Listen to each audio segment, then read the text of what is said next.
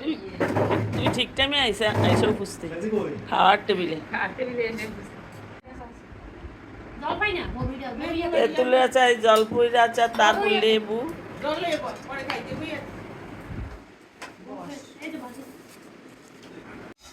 এই রান্নাটা মূলত আমার শাশুড়ির রেসিপি। শাশুড়ি কলা থোড়কে সবসময় এভাবেই রান্না করতে পছন্দ করতো এবং আমাদের পরিবারের সবাই এটাকে খুব মজা পায়। কুচানোর চেয়ে এটা পছন্দ করে বেশি, সেজন্য এটা আমার প্রায়ই রান্না হয়। ঠিক আছে, ছোলা, বাদাম, ডিম, আনারস, আম, শসা, পেয়ারা, ভাজি ভাজি ভাজি ভাজি খাওয়াবে ডিমের আরে রুটির সাথে। রুটির সাথে ভাজি, ডিম সিদ্ধ, ছোলা, পেয়ারা, আনারস। এখন হচ্ছে কেউ খাচ্ছে কফি, কেউ খাচ্ছে চা। সকালের আজকের নাস্তাটা হলো এই ধরনের। আমার বোনের বাসায় যেহেতু ও বিভিন্ন ধরনের নাস্তা তৈরি করছে, যে যা খায়। এখানে ফ্রুটস আছে, আনারস, কি আছে, শসা, আনারস, পেয়ারা, পেয়ারা, শসা। পেয়ারা, আম, ডিম, ছোলা, বাদাম। আজকে রান্নায় থাকছে আমার বোন খাওয়াবে ইলিশ মাছ, সরিষা ইলিশ, ডাল, মুসুরির ডাল, আর করছে কলার থোড় কাটছে। এইভাবে আগে একটা ভাপ দিয়ে নেওয়া হয়েছে।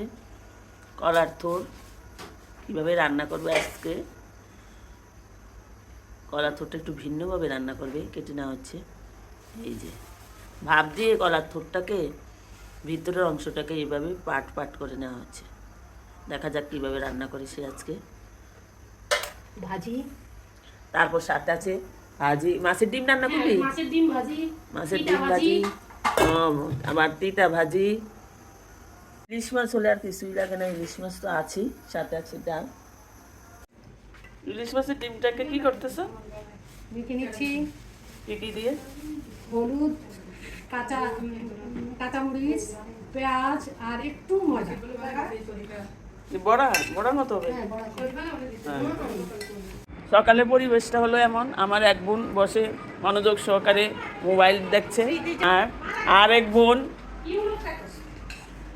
বোন রান্নার প্রস্তুতি নিচ্ছে এখানে। বড় বোন হাইটেকটা খাইতেছে, ছোট বোনে কষ্ট করতেছে। সে বোনের দুঃখ বুঝে না, তাহলে জানাবো মনের দুঃখ রে। গিয়ে ফেল। ময়দার মাঝে নিল একটু হলুদ, লবণ দিয়ে এই থোড়গুলি ভেজে নেওয়া হবে, একটু বড়ার আকার করে ভেজে নেওয়া হবে। হাতে আলু দেওয়া হবে, আলুগুলো ভেজে নেওয়া হবে। এভাবে এভাবে আলুগুলি কাটা হয়েছে, থোড়গুলি এভাবে ভেজে নেওয়া হবে।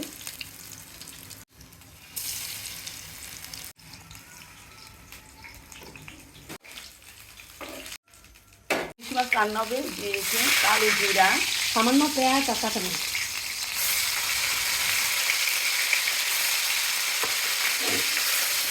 খুবই সামান্য মশলা। ইলিশ মাছটা ভাজা হয়নি।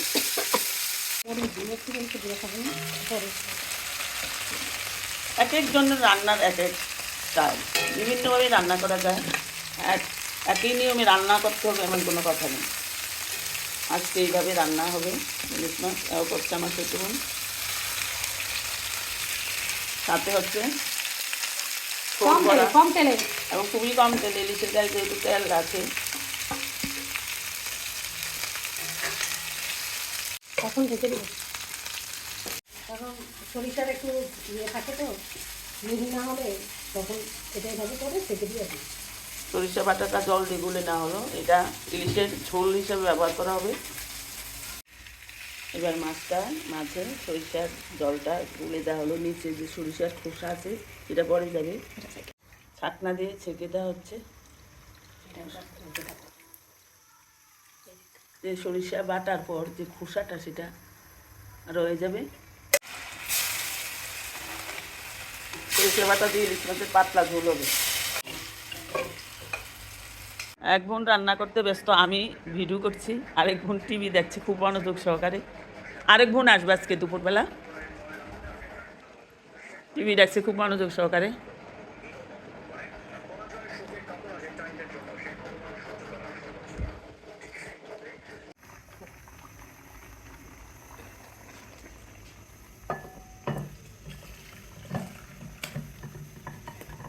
কিছু ভালোই হয়েছে। রান্নার জন্য দেওয়া হচ্ছে ঘি প্রথমেই, এলাচ, গোটা গরম মশলা, চিড়ে দুটা, তেজপাতা, আদা বাটা, জিরা ধনিয়া বাটা, দুধ। মূলত রান্নাটা হবে দুধে। হলুদ দেওয়া হলো, মরিচের গুঁড়া, দুধের সাথে মশলাটা কষিয়ে নেওয়া হবে। স্বাদ অনুযায়ী লবণটা একেবারেই দেওয়া হলো।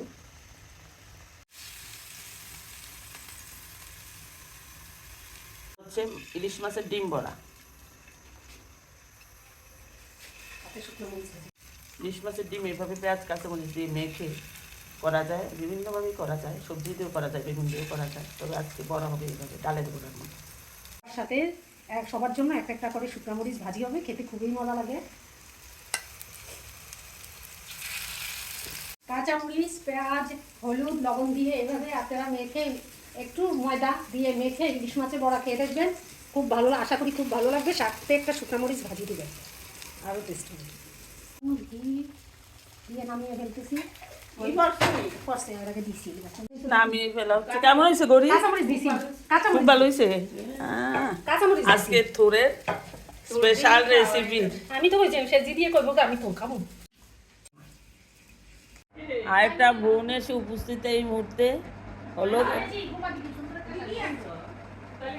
কি করতে সুন্দর না শাড়িটা? হ্যাঁ, ডাইনিং টেবিলে আজকে আমার বোন করেছে, আর ভাজি আছে।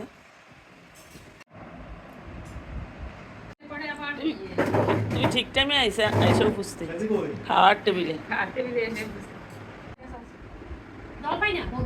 তেঁতুলের আচার, জলপুরির আচার, তারপর লেবু।